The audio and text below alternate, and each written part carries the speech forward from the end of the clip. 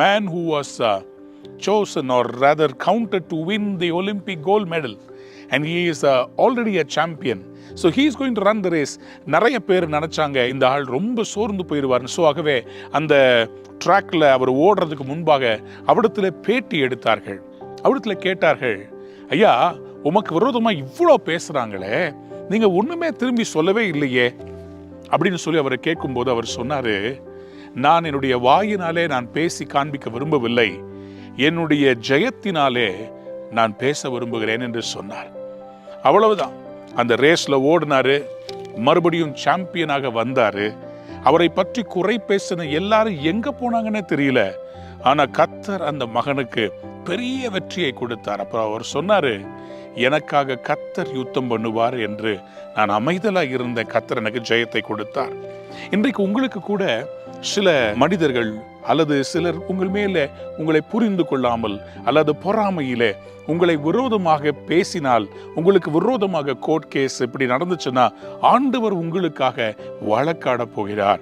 சங்கீதக்காரனாகிய தாவீது இப்படி பல சூழ்நிலைகளிலே காரணம் இல்லாமல் அவருக்கு விரோதமாக சத்துருக்கள். சவுலுக்கு உதவி செய்தார். ஆனால் சவுலுக்கு பொறாமை வந்ததினாலே முழு இஸ்ரவேலையும் தாவீதுக்கு விரோதமாக திருப்பி விட்டார். இன்றைக்கும் சில சவுல்கள் கையில ஈட்டியை எடுத்துக்கொண்டு வருகிறார்கள். உங்களை தாக்குவதற்காக உங்கள் மேல் இருக்கிற அபிஷேகத்துக்கு விரோதமாக சத்துரு கொண்டு வருகிற இப்படிப்பட்ட காரியத்தை கர்த்தர் இன்றைக்கு பொறுப்பெடுக்க போகிறார். அதற்கு ஆதாரமாக சங்கீதங்களில் 12வது சங்கீதத்திலே 5ஆம் வசனத்தை நான் வாசிக்க விரும்புகிறேன். ஏழைகள் பாழாக்கப்பட்டது நிமித்தமும் எளியவர்கள் விடும் பெருமூச்சு நிமித்தமும் நான் இப்பொழுது எழுந்து அவன் மேல் சீறுகிறவர்களுக்கு அவனை காத்து சுகமாயிருக்க பண்ணுவேன் என்று கர்த்தர் சொல்லுகிறார். The Lord says, for the oppression of the poor, for the sighing of the needy, now will I arise, saith the Lord. I will set him in safety from him that puffeth at him. உங்களுக்குள்ளே தேவன் கொடுத்திருக்கிற அபிஷேகத்தையும் ஊழியத்தையும் உங்கள் மூலமாய் தேவன் பெரிய காரியத்தை செய்ய போகிறார்னு சொன்னா உங்களுக்கு விரோதமாக இப்படிப்பட்ட எதிர்ப்புகள் வரும். காரணம் இல்லாமல் பகைக்கிறவர்கள் எழும்புவார்கள். ஆனால் அதை கண்டு சோர்ந்து விடக்கூடாது.